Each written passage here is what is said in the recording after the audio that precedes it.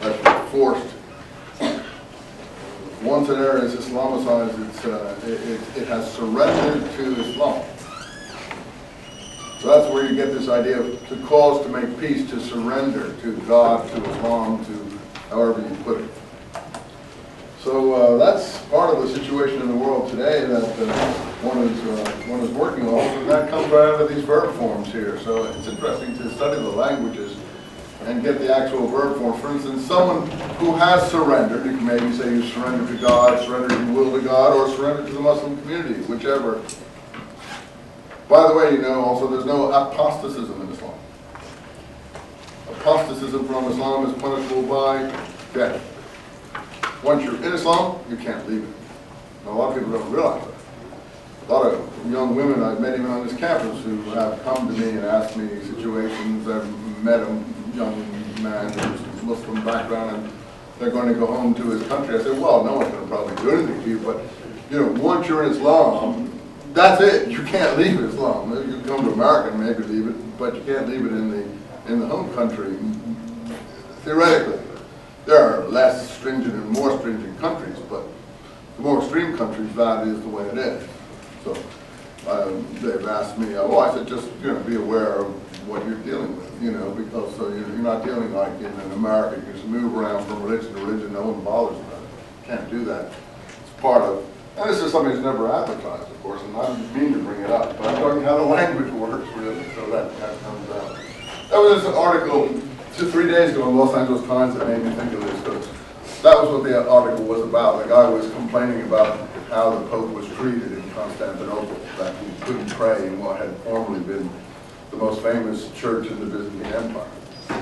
And people who want to grant minority rights in other countries have to be willing to grant minority rights in their own countries. So this is all part of the European Union's problem over the issue of the entrance of Turkey.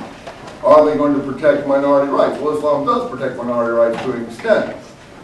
But like all the churches that have been turned into mosques, are those going to go back to being churches? Of course not. It's never going to happen.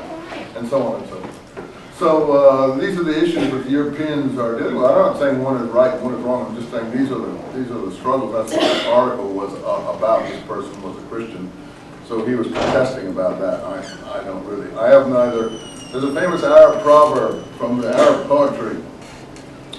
It is, I have neither he camel or she camel in it.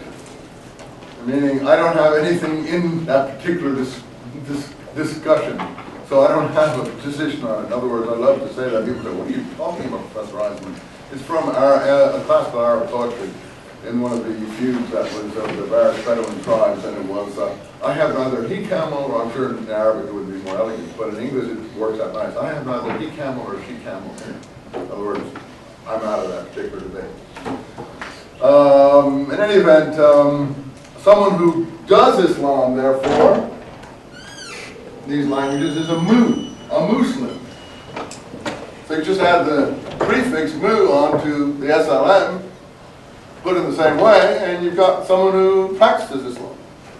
And like Muhammad, that's a perfect example. Muhammad is somebody, mu means somebody who gives praise.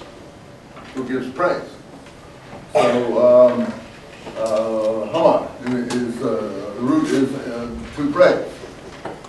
So you can construct the Semitic languages like that. So let's go back to the Hebrew. It works the same.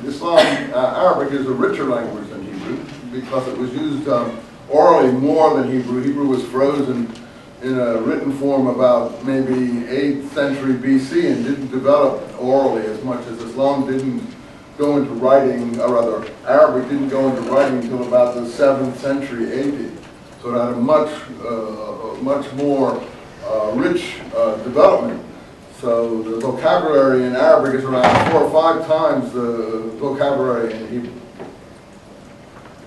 That happens in all oral languages. But anyway, Hasid is from the root HSD in Hebrew, meaning pious, piety, piety. Josephus says, for instance, a famous Jewish historian in the 1st century, John the Baptist taught piety towards men, piety towards God and righteousness towards man. And of course, if you know what that means in the classical situation, those are the two love commandments that are portrayed in the New Testament as the teaching of Jesus. So basically, piety towards God is loving